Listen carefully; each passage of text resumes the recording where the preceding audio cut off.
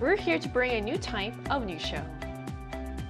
New insights, new styles, and new topics every day. We are News Generation. Bringing news just for you. It's Friday, June 5th, here in Seoul. I'm Isoo-jin, and this is News Generation. Joining us today is Q. Thank you for having me. Amazing, Cheska's with us. It's Friday, everyone! Friday, finally! We both are here to speak on behalf of people in their 20s and 30s. So we have finally reached the end of the work week, and before we head into the weekend, today gives us a timely reminder of something that affects all of us, the environment. And today marks World Environment Day, an annual occasion dedicated to raising awareness about environmental issues and encouraging more sustainable lifestyles. So that brings us to today's first question. So Keen, what do you personally do to help protect the environment? First of all, I try to recycle in a strict manner, like many other Koreans are required to do. Trash needs to be separated based on the materials before being thrown away. And there are specific plastic bags for each region. Yes. For food waste only. That excludes like eggshells, animal bones, tea bags, and even mango and peach seeds, and the list goes on, which many people are not familiar with. Now, for me, knowing this and putting it into practice is difficult, and it requires a lot of time and effort. But by doing this, I know I'm doing the least I can to protect and preserve the environment. And another habit I got into is actually picking up other trash while I'm throwing away my own. Now, it is easy to ignore it because thinking, trash is trash. It's not mine. It's not mine, it's like a big thing. But then while I just throw away mine, if I see other trash, I will just pick it up because I know eventually this will just pile up, accumulate, and harm the environment that I would always have to live in. So by having that kind of mindset, I just naturally just pick up other people's trash if I see it in my sight. Only when I'm throwing away my own. I wouldn't go around just picking up trash, which is, I'd see a lot of people do that, volunteer work, but I think just for me, that's a small thing I can at least do to kind of help the environment. Yeah, that's about it for now. When you're in the route to throw out your own trash, you would be willing It's not easy to do to take out other It's people's not. trash. I haven't seen other people do it, so I okay, guess I'm doing a good thing for the environment. So what about you, Cheska? As Kyun said, in South Korea, the recycling rules are much more structured and quite rigorous, especially if you live in like an apartment building. I've seen like early morning, the building officer, the ajoshi, I've seen him yell at people for not recycling properly because we're supposed to put it in different bags, we're supposed to clean it out. So it's very, very rigorous here in South Korea, which I love. Personally, recycling, yes, but I also carry tumbler. I drink a lot of water. So I try to be that person with the tumbler. But also on top of that, Ki-hyun mentioned something. I think I'm one of those people that try to volunteer when it comes to picking up trash. So there's something called plugging. It's when you walk, jog, or even hike, and you pick up the trash. And I only did it because I knew I wasn't going to be able to do it on my own. So with the power of the community, with the people, you're sort of more, I guess, incentivized to do it. If you're doing it with other people, it becomes like a fun activity almost. Yeah, and when you do it together, you kind of feel that kind of community spirit also. And they take photos for you. So afterwards, you can kind Post it on social media? Yeah, post it on social media. Actually have fun, because if it's all about caring the environment, it becomes too heavy. So I try to make it light, fun, and more doable. So is it like a regular thing you do, plugging? I did it twice, but there's an event that comes up. So you kind of like sign up, go, listen to music, talk to people. So it's like a fun activity, fun event activity. Right, so today is our weekly debate day, and since it's World Environment Day, we'll be discussing some of the most talked about environmental issues and the different opinions surrounding them. And one topic that continues to spark debate is our use of plastic and other disposable products. So, should governments do more to limit our use of single-use products, Q, in your opinion? Yes, in a way, because starting from the government would have like the immediate biggest impact. But it can always work both ways, as there is no one-size-fits-all policy that can satisfy everyone. And as we all know, plastic waste is increasingly recognized as one of the most serious threats to the global environment, and public awareness about plastic consumption has grown over the years. Now, governments around the world are discussing various regulations to reduce plastic use, and many countries in Europe and some in Africa already have strict bans on plastic bag usage, even penalizing people for using too much plastic. Now, in South Korea, for example, laws have been introduced to limit the use of disposable plastic items like plastic cups and straws, commonly used in coffee shops. The government also attempted to introduce a disposable cup deposit system in 2022, which would encourage customers to return used plastic cups for a refund. However, the program has yet to become fully established nationwide and is only actually being practiced actively in Jeju-do Island. But again, participation rate has been dropping over the years. So that's quite an interesting point. So many people agree plastic waste is a serious issue, but opinions often differ on how much responsibility should fall on individuals versus the government. And one policy that's frequently discussed is a deposit system for disposable cups and containers, like you mentioned. And under the system, customers would pay a small deposit while buying a drink and then get a refund when returning the cup instead of just throwing away. So, Cheska, do you support bringing back a deposit system for disposable cups? I actually really do, because I think, habits like this or behaviors like this, it's really hard to continue unless there's like a practical enforcement. So deposit system, yes, it's about getting your money back, but I think it can be a very positive enforcement because it's like getting a reward for doing something good. So even though it is your money, I think there can be sort of a positive loop that can happen when we install the deposit system.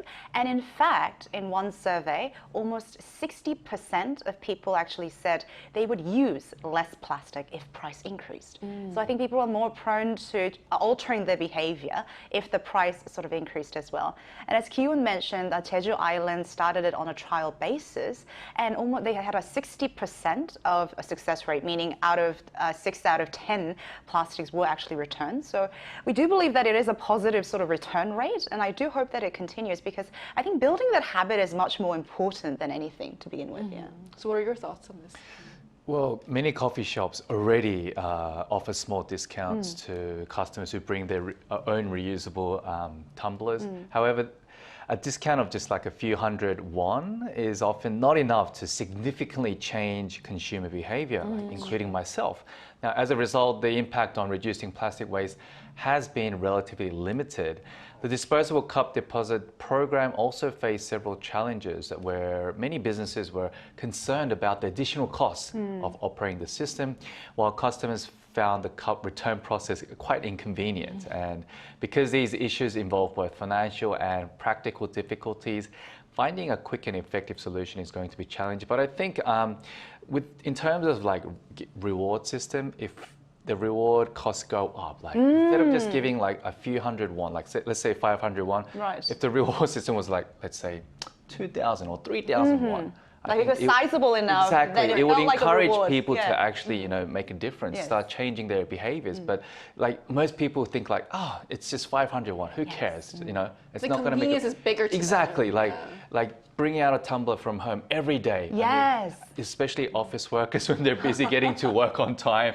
I mean, it's hard to kind of pack a tumbler. So and having to wash it exactly. every time There are many big. coffee shops where you can actually wash your tumblers, Yes, but you not told all me. coffee shops have that. Right, Only exactly. big coffee shops. So I guess like it doesn't work for all coffee shops because, like I said, there are operational costs of having that system incorporated. So that's true. I think there are many difficulties for now, but we need to think further ahead, what's going to happen 10 years later, which is hard to do, but I guess we need to get there one day. Yeah. With issues like this, we really have to think about future consequences rather than thinking about like how much direct cost is going in. Right, I agree. So even well-intentioned policies can struggle if they're inconvenient for consumers or impose additional costs on businesses.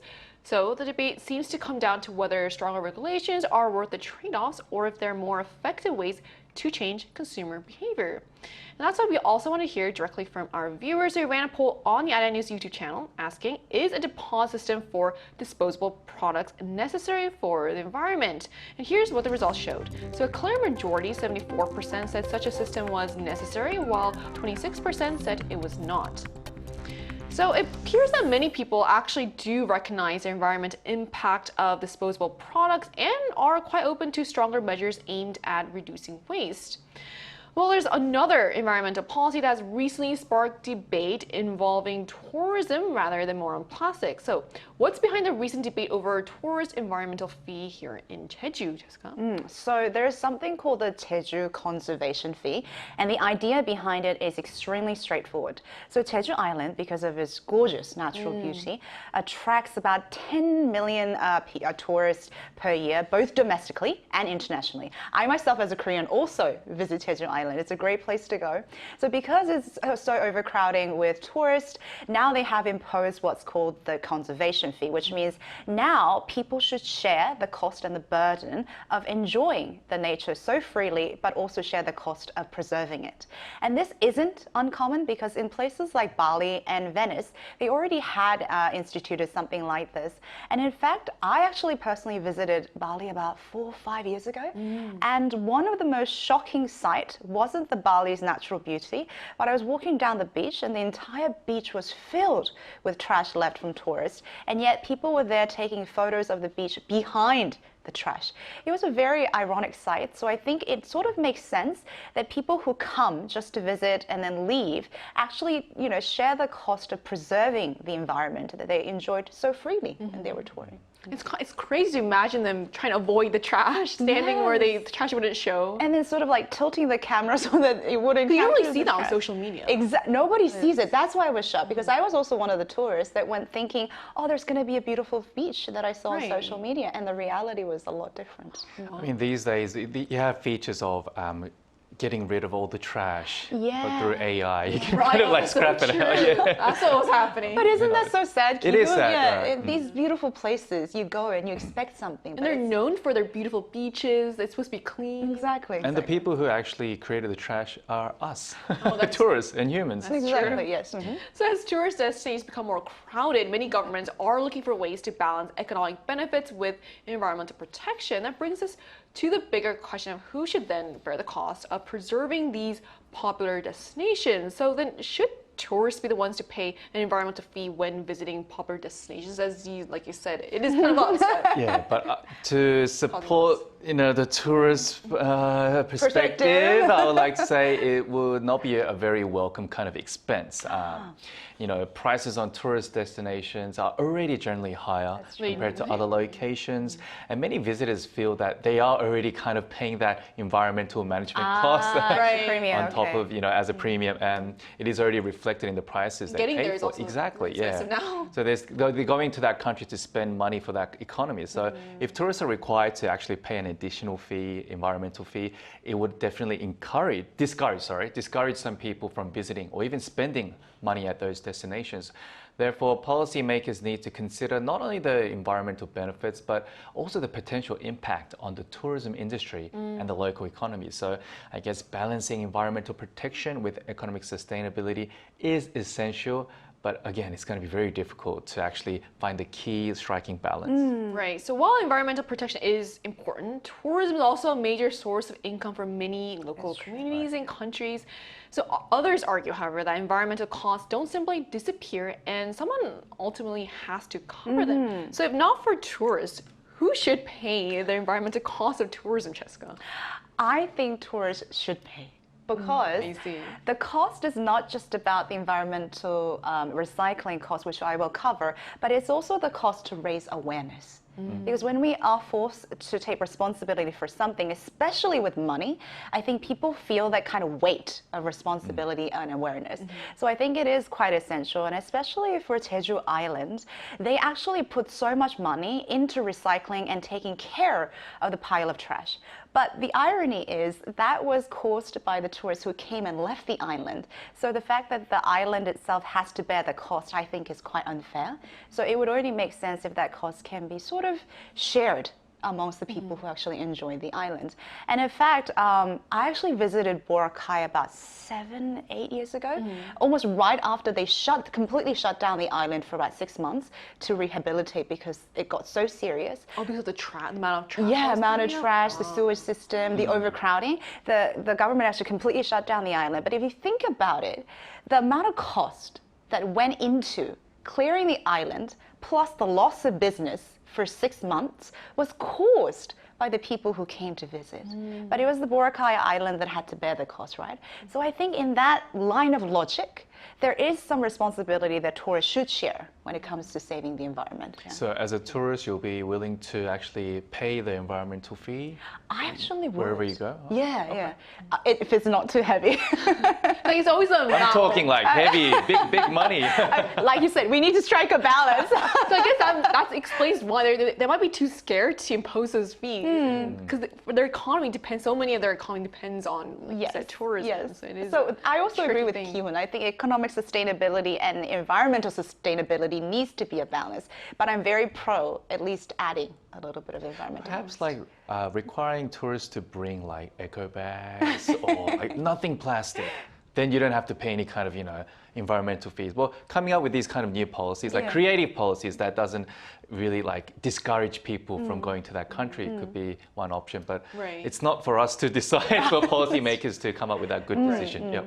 So from that perspective, an environmental fee isn't just about generating revenue, it's more about encouraging visitors to think more carefully about the impact they have on the places they visit. And it seems this idea may be resonating with the public as well. So we wanted to hear directly from our viewers what they thought about this. So we ran a poll on asking, is an environmental fee necessary for famous natural tourist destinations? And here's what the results showed. So the results showed an overwhelming support for the idea. So 79% of respondents said such a fee was necessary, while 21% said it was not. So that's an even stronger result than our previous poll. So environmental policies often involve trade-offs between sustainability and convenience. And that debate extends to some of the small changes we encounter in everyday life then. So what do you think about then phasing out disposable umbrella bags on rainy days, Cheska? That is a difficult question because it's a balance between convenience and also the environment. But I am very pro phasing it out because yes, it helps when I'm walking down the subway, and I sometimes find it so grateful that they have it installed. But if you remember, when you walk out of the subway, I always see little plastic bags trashed all over the place. And like when you go into like a cafe or a store, there's a pile of plastic bags in the trash bag. It's one-time use, and I think it creates kind of a very meaningless waste that doesn't need to be there. Kind of like when we do the delivery system and we get such a big plastic package, even for like a small item. I would be very pro to phasing it out. Yeah. I see. So what about you, Kiwon? Well, I think the idea is good as long as we have practical alternatives. That's true. Yeah, because disposable umbrella bags, just like what Cheska said, it's only used once, and it's just thrown away immediately after a few minutes, and then, which is a classic example of single-use plastic. We see this in many large shopping malls, office buildings, cafes. Thousands can be used on a rainy day. And reducing that waste can have a meaningful environmental impact. Now, like I said, if there are more accessible, I guess, reusable umbrella bags, shared umbrella racks, or even like those umbrella shaking stations, which I've seen. Yes. You can just like shake your umbrella and kind of dry it immediately. I mean, then phasing it out gradually will be the, I guess, better option in the long run. So there are alternatives to this. So environmental policies tend to work best when practical alternatives are in place, and finding that balance between sustainability, convenience, and public safety can be a challenge. And at the end of the day, regardless of where we stand on specific policies, most people would agree that protecting the environment is really a shared responsibility. So what's one thing we can all do to protect the environment? What is your take on this? Honestly, I don't think we have to think too deeply about this, because when we think about the word like environment, it seems really grand, something like we have to do something big to make a big impact. But I think Go out and protest, exactly, sort of, but big that's movements. not the case. Yeah. I think we can start very small from our simple like daily life activities. For example, just think about two words like reduce and reuse. There are so many things we can actually reduce and reuse. For example, even food, we can reduce how much we eat. That's going to help with our diet. We can reduce the electricity. And that's going to help with the bills, reducing the bills. And of course, reusing a lot of things in daily lives. It could be like just clothes as well. I mean, look, it's good to buy new clothes, but there are so many things you can actually reuse in our daily lives. So instead of thinking like too big, like what can I do to make a big difference? No, start small, because little things, they pile up and make a big difference. So, just start today. I'll probably start today. I'll reduce the amount of food I eat for my health. And of course, like these days, oil prices are, extremely high. Why not take public transport, you know, it's going to save you fuel costs as well. I think it's good to think of something that would motivate you to actually do that change, make that change. So, Jessica, what about you? I absolutely agree with Q, and I think starting with little things is definitely like the easy step forward. But I also do want to emphasize, yes, it's important to find things that we can do, but you know, habits like this needs enforcement because like we mentioned earlier, these are some of the things that when consequences happen far down the road. So it doesn't feel very dire and emergent as it is supposed to be. So the only way to raise that kind of awareness and responsibility, I think it has to do with positive enforcement as well as penalty. Hefty fines. I actually agree with you. Yeah, hefty fine, like how Singapore does it or how other countries do it. Because it works. It does work. And when a cost is, you know, put on something, then people think about the worth and the value of it. So by attaching a cost to environment, I think is very important. And the more important thing is if we don't take care of it now, it's going to pile up and come back to us much, much higher. So I would rather pay a little bit of money now to protect our lives. Yeah. I think that could also work for tourist destinations that we talked about before. Like if someone finds, if like they dispatch people to look for people who are they find littering. Yeah, that could be one way to raise revenue. Right. That could be one way. Scaring people into make sure they're protecting the environment. Yeah. So whether it's plastic cups or tourist fees or umbrella bags, there's really a perfect solution when it comes to environmental issues. But today's discussion shows that even small choices can spark important conversations. And perhaps protecting the planet starts with simply paying a little more attention to the impact of our own everyday actions. And that brings us to the end of today's episode of News Generation. When Newsroom will be back on Monday at 10:30 a.m. Korea time with more stories and discussions. Big thanks to Q. It was always a pleasure. To have you, and also Cheska. Pleasure always mine. Thank you. And to our viewers, thank you so much for watching. And if you haven't made plans for the weekend, your carbon footprint doesn't need any either. We are News Generation.